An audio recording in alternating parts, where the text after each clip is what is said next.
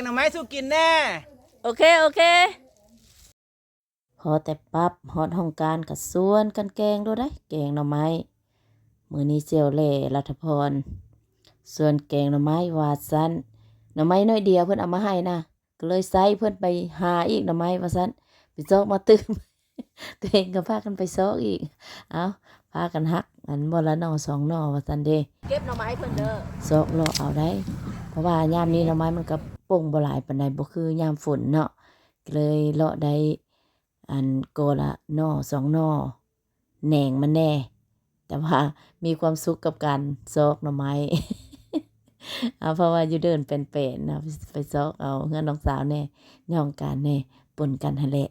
เพราะว่าเอามาแกงซุ่มกันตอนเที่ยงนี่เด้ว่าจังซั่นเด้กินยามใดก็บ่เบื่อดอกแกงหน่อไม้นะส่วนกันแกงทุกอาทิตย์ว่าจังซั่นซะบางเทื่ออาทิตย์หนึ่ง2เทื่อ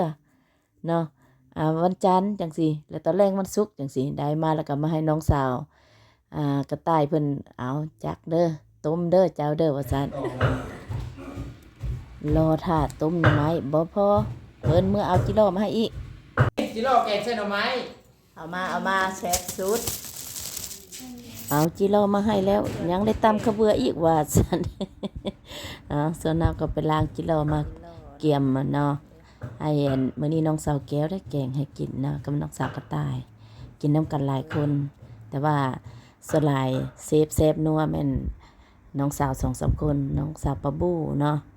น้องแก้วแล้วก็กระต่ายแล้วก็แกงเซฟได้อยู่นี่ได้มีแต่เตรียมเครื่องสลายก็จะเป็นผู้